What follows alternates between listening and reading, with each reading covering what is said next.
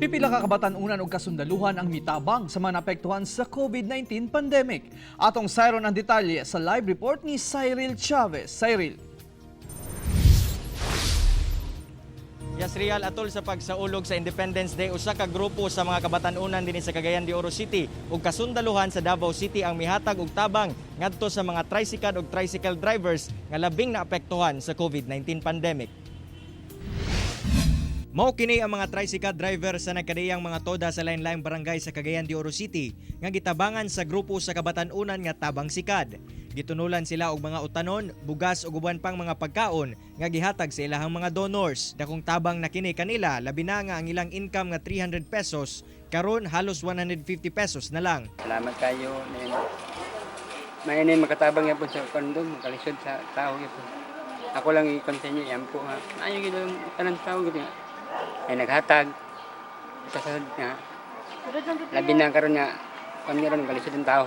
Usa sa mga project manager si Neka Abueva, kinsa nahunong ang pag-eskwela tungod sa pandemya. Busa sa iyang pag-uli sa Cagayan de Oro, kini ang iyang nahuna-hunaan nga proyekto nga makatabang sa nanginahanglan. So, mo to nag-ponder mi og unsay pwede namo matabang until such time nga nakita namo nga possible di ay nga maka help gid ta sa mga katawhan kung mangita gid ta og kanang pamaagi.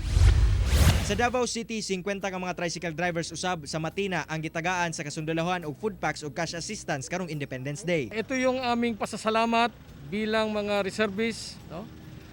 Sa ating Independence Day na hindi kailangang magpahinga sa bahay kung hindi ituloy namin ang pagsiservisyo sa bayan.